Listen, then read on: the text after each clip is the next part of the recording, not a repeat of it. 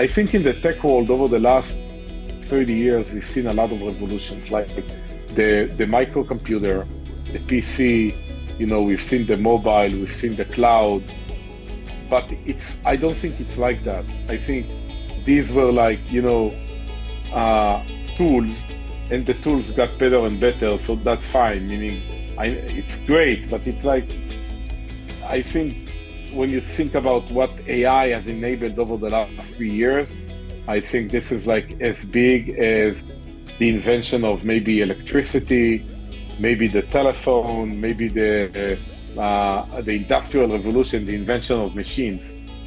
And we just need to think, what do we want to do in that world, which will be where machines will play a bigger role. You will still need a lot of human beings, but you just need them in different roles. Hello, ladies and gentlemen, and welcome to our Risk Management Show podcast, where we explore critical trends and strategies shaping risk, security, and compliance today. I am your host, Boris Agranovich, founder and CEO at the Global Risk Community, and our guest today is Ahikam Kaufman. He is a financial technology leader, AI innovator, and the co-founder and CEO of Safebooks AI, which is the world's first financial data governance automation platform, which helps finance and IT organizations to ensure the integrity, completeness, and accuracy of 100% of their financial data across all systems in real time. So, great promise. So, Ahikam, welcome to our Risk Management Show podcast today. Hey, thank you for having me. I'm looking forward to our conversation. Absolutely. Thanks again. So I believe that we will have very thoughtful conversation on the topic of top fintech trends reshaping the future of financial services, and maybe specifically on new AI strategies to fight and prevent financial fraud at scale. But before that, Ahikam, could you tell us a short story about yourself, your career path, what brought you to where you are right now, and what you guys at Safebooks AI are up to these days? Okay, thank you. Thank you, Boris. So I spent most of my career in the Bay Area. I actually started as a CFO. I had a chance to work in a startup, which was acquired by a big company, a software company, where from around $200 million to more than $1 billion, and then we got acquired by HP. And then I decided to start my entrepreneurial career and started a company back then in Palo Alto. And from there, I started my entrepreneurial career for both like working in startup companies, developing, selling startup companies, and being on the boards and investing and so on and so forth. So my passion is really how to build a business, how to grow a business, and that's like in the compliance world, in the fintech world, and that's what I've been up to over the last 15 years or so. Mm-hmm. And what is this specific about Safebooks AI? What are you kind of idea? Right. So I think when you think about finance organization in large companies, most of the manual work that keeps them busy is around data. So they manage a lot of data. Financials is data, right? So they manage a lot of data across many disparate systems. And the issue is that it's not only enough to power or enable the transactions. You also need to govern the data.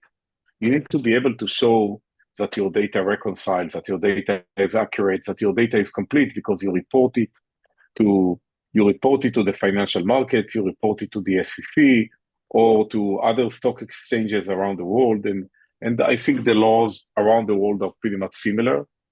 So the foundation of meeting the compliance requirement around financial reporting is to be able to make sure the data is correct and you have no mistakes. But as I mentioned before, the data is processed by many systems, multiple systems like billing and ERP and your banks and payment gateways, and you have documents and and so on and so forth. And you have a CRM, and so on and so forth. And basically, what we realized is in the AI era, we can actually replace a lot of the manual work that finance is doing in collecting the data, in arranging the data, in trying to reconcile the data. I'm not talking about business analytics. I'm talking about making sure that the data was captured accurately in all the system, so you can report on that. You can report and trust the data, trust your financial data. And that's basically what we're doing. So we're replacing all the manual work that is associated with checking and governing the financial data across all the systems. All right, fantastic. So we will go deeper in this. So let's first start about top fintech trends reshaping financial services. Because what do you see as the most transformative fintech trend currently reshaping the financial services, and how are these traditional institutions responding to these trends? I'd like to think, to be honest, when you think about the fintech world, the basic services will remain the same. So you still need to process payments. You still need to protect systems from payments from fraud. You still need to run ledgers. You still need to have like financial systems. I would like to think that the biggest change would be that there will be a new set of systems in each of these categories, which is powered by AI. So the ability to use AI would allow people to basically create more sophisticated systems, which are less vulnerable for mistakes, less vulnerable for other things. They will be able to replace more of manual work. And I think overall, the whole idea around or behind AI would be around automation. So even if today people are using systems, but they do manual work around it, then that manual work would reduce over time.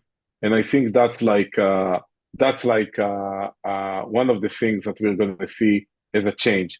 Everything, every process, every form, every signature, every workflow will be slightly more automated, more independent for manual work. Mhm. And with the rise of embedded finance and banking as a service, how are the boundary between financial institutions and non-financial companies changing? Mm. So again, this is like out of my topic, but I know the issue well. I'd like to think that most of the financial most of the financial services started as like a digital arm of a bank. So so they had to connect with a bank, and on the bank, using the bank compliance, using the bank systems, they built a better service. I'd like to think that regulator will consider over time to have like uh, software first kind of banks. So as opposed to the need of many companies to work with a supporting financial institutions when they build their service. So I'd like to think many of these services could be done independently as opposed to relying on a bank. So that's kind of my opinion about the services. As for embedded services, look, I'd like to think that every company is a fintech company. Every company touches money, and when it touches money, you can have like embedded services that all the way from like simple bank services to loans to everything. So I'd like to think that these experiences, fintech experiences, will be more embedded into various products and solutions, and because it will be easy. So that's it. So it's not going to go back. Yeah. So let's maybe discuss more that question that more kind of close to your business. How are fintech startups leveraging real-time data and automation to enhance customer experience, and what lessons can legacy banks learn from this approach? I'd like to think that one of the things, and again, this is like off the topic I'm working on, but again, I know some of the issue. I'd like to think that when when you have a bank, the bank has very complex systems that they didn't build; they bought them, and because they bought them, they're not fully adjustable. They're not fully customizable. And I'd like to think that fintech companies can move much faster in the ability to process data in real time and being able to serve a much better experience for their customers. Also, there will be their ability to add more sources of data and make more like considerable decisions based on these additional sources of data are much easier than banks. So um, I just think that financial services are heavily relying on data for credit decisions, for anomaly decisions, for mistakes. So obviously, and the maybe some of the problem in the banks is that their technology stack is comprised of multiple solutions. The ability to build a one stack for finance would actually would help process the data better, would create a better experience for customers.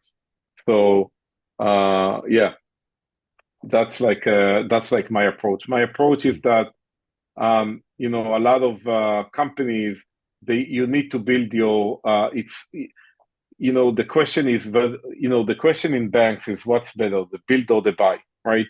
A lot of businesses, all of us as software vendors, the idea is that we develop such a complicated software that if you build it in-house, it's going to be very complicated.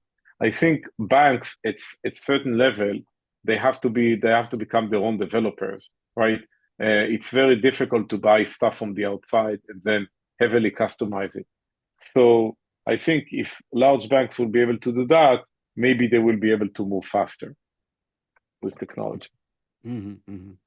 So let's jump to AI strategies to fight and prevent financial fraud at scale as Mm-hmm. well, because now as AI is increasingly used in fraud detection, but fraudsters also involved in. How can AI. AI systems stay ahead of this ever-changing threats? So again, I think the bigger threat is AI is being used to generate fraud. So it's becoming more and more sophisticated. I think like everything else in security, you need to have multiple perimeters, multiple processes to protect from fraud and embezzlement. So it's not enough to just rely on a single process. The ability of AI to be able to identify patterns and behaviors in real time, that's really the power. So if you think about it, imagine that someone tries to do something in the system which is out of the ordinary. Outside of like the transaction not being ordinary, you can use all kind of other behavioral patterns, like even how they type on the keys, how they do all kind of things to be able to identify whether it's a regular or suspicious activity.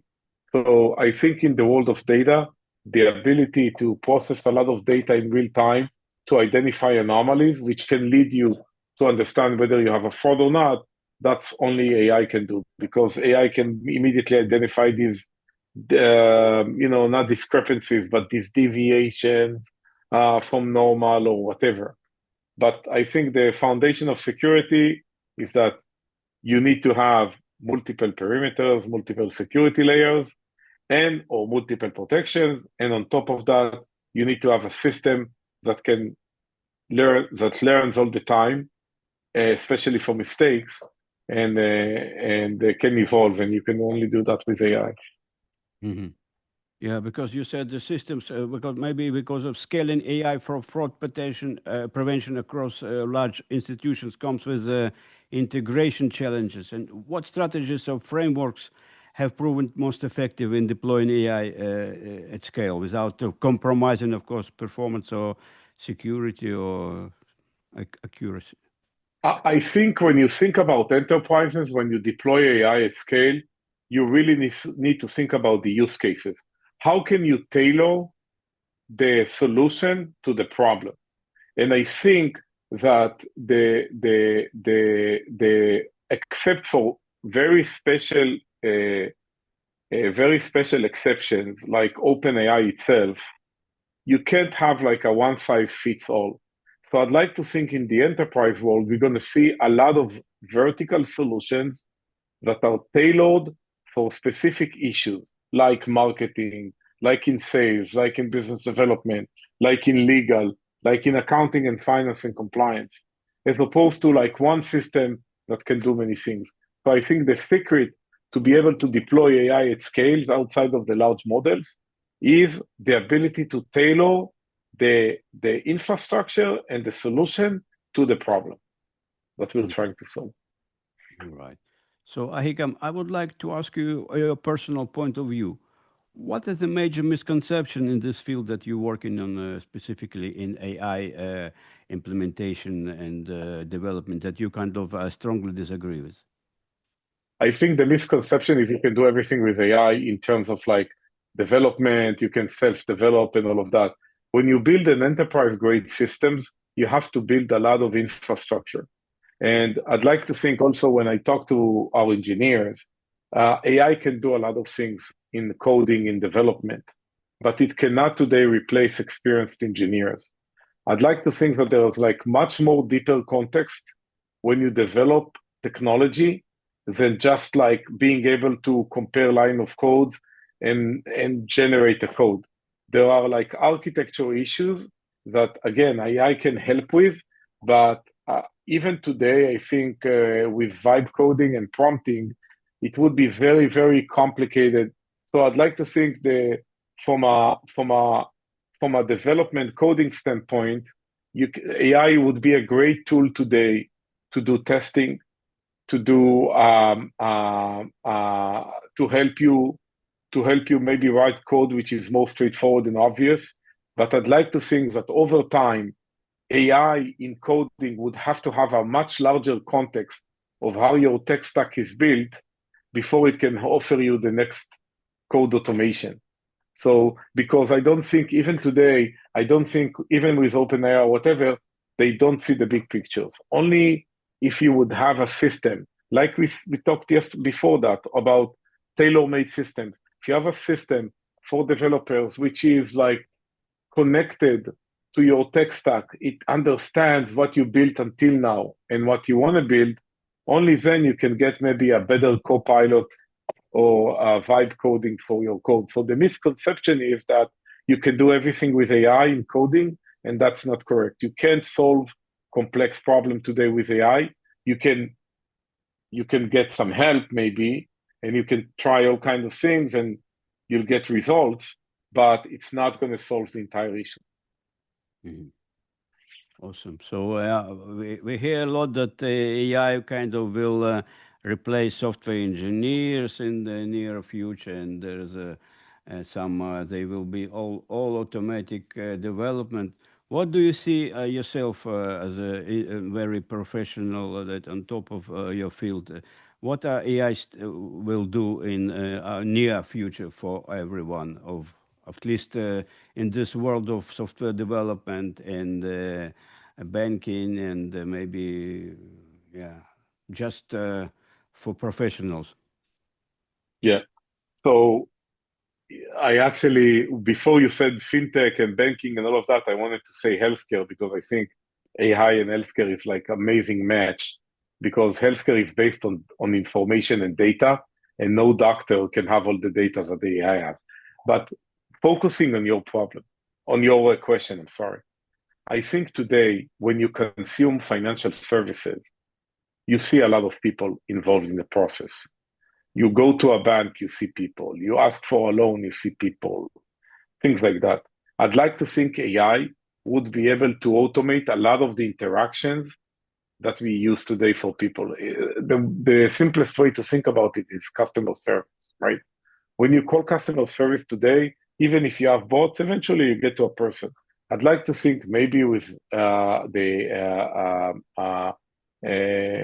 ChatGPT 5 or whatever, or maybe with more advanced model, you can almost completely remove the person from the process to a large extent in many processes.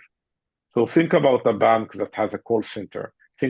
I think the ability of AI to understand what you need and to offer you a solution which is validated by the financial institution, meaning it's a permissible solution without hallucination, is getting closer and closer. I think it's always about combining AI with rules. Maybe a good example would be autonomous driving. I think autonomous driving is maybe 2 or 3 years away from not only being available to everyone, but being better than everyone. Because the car can see 100 yards away and back. It can forecast accidents. You remove the human factor. You don't need to be tired. You don't, right? So the car is never tired. So I'd like to think car will drive better than human beings. And I think the same would happen with many other services. Uh, you call today the airline, you get customer support, right? The ability of AI maybe in 2 years to completely understand what you're asking for, to be able to completely apply judgment. How can I solve your problem as the airline, get the approvals and all of that. I think it's going to be, it's 2, 3 years away from getting completely automated. Yeah, fantastic. Yeah, we in Europe are kind of a little bit behind of you guys, maybe even behind China in specific this automatic vehicles. I heard that in in California, there are already kind of many people actually driving. Uh, do you have some? You have, you have it's a common. You can go on YouTube. You have like Waymo, which is a Yeah. Google company, and you can get on a taxi without a driver even. So it's not a Uh, driver that is watching without a driver, and you can get it in in places like San Francisco and Los Angeles and Austin, and now Tesla are offering the same service. So yeah, this is happening already. So if the AI can drive a car, it can replace all the customer support agents. It can replace all the bank clerks and tellers and replace a lot of other things. So, uh, I think at the end of the day, we need to ask ourselves, where do we want human, where we don't want human, but we don't really need a human for many of these services, which are very technical in nature. yeah, yeah, yeah. All right, fantastic. So let's summarize our interview for someone who is listening and would like to walk away with one or two major takeaways. What would it be? I think I think we need to be keep our mind open for the changes that are coming. Last night OpenAI released ChatGPT 5, the new model, which is according to them, it's like if the ChatGPT 4 was like I think a college student, ChatGPT 5 is like a guy with a PhD. Wow. So I'd like to think that we're witnessing significant. We're living historical times in age of computing uh, because uh, because what happens is that we were able, I think, the world of technology was able to mimic the structure of the brain and in a much larger scale. And when you feed such a brain with all the data in the world, then you get crazy results. You get like someone who knows everything uh, and has a lot of ingenuity that can come from the fact that you know everything. So I'd like to think that we need to think about that. We need to maybe look for things to do which will be more relevant in the new world as opposed to the old world. And I'd like to think that I think everyone feels they're behind. The US feels they're behind. Europe feels they're behind. I'm sure even China feels it's behind. In AI, you need the infrastructure. So I'm sure large countries will build the infrastructure, the processing infrastructure, to be able to help the academia, universities, and stuff like that keep on with the research. So you need that. So I think governments also need to adapt and basically invest more in the infrastructure to enable this kind of industrial revolution of the AI. I think in the tech world over the last 30 years, we've seen a lot of revolutions like the microcomputer, the PC, we've seen the mobile, we've seen the cloud, but I don't think it's like that. I think these were like, uh, tools and the tools got better and better, so that's fine. Meaning, it's great, but it's like I think when you think about what AI has enabled over the last 3 years, I think this is like as big as the invention of maybe electricity, maybe the telephone, maybe the industrial revolution, the invention of machines. Um, so and we just need to think what do we want to do in that world, which will be uh, where machines will play a bigger role. You will still need a lot of human beings, but you just need them in different roles. Mm-hmm. Fantastic, Ahikam. That's were all my questions. If I forgot to ask you something that you feel is important to our audience, just go ahead and tell something. Yeah, I would say that again, at SafeBooks AI, we are developing the autonomous driving for financial operations. When you think about finance organization in large companies, typically we end up hiring a lot of people. And with people, it's great, but it's also limiting you. If your business scaling, you need more people. And then people go on to vacation, and then people get sick sometimes. But the volumes of data in the enterprise are not decreasing, they're increasing. And if you're a public company, if you're a large company with a large syndicate of investors, you need to govern the data. I think we need to, the same transition we've seen other places needs to happen in finance, where you have a platform that can automate a lot of the manual work. And trust me, most of finance are doing manual work. And then there's a large opportunity here for CFOs, for chief accounting officers to be able to use technology to make the team's work easier, to make their work safer, to avoid mistakes, avoid leakage, avoid compliance issues using platforms like Safebooks AI. All right, fantastic, Ahikam, and thanks. And I wish you and your company, SafeBooks, great success. And I hope to see you on our podcast, maybe on other topic more relevant to specific AI business model. I truly enjoyed our conversation. Thank you so much, Boris. Bye bye.